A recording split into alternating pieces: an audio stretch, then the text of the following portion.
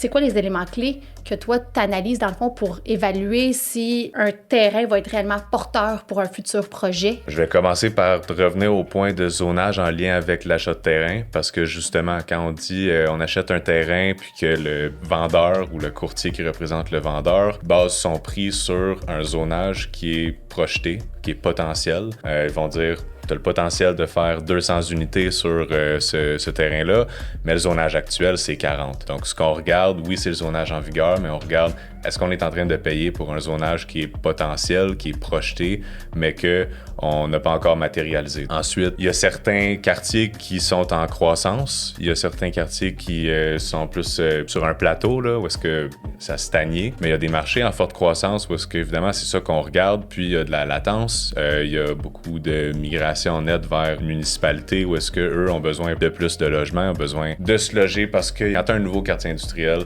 les logements doivent suivre. Donc, on regarde cette croissance-là puis le potentiel de croissance d'un quartier.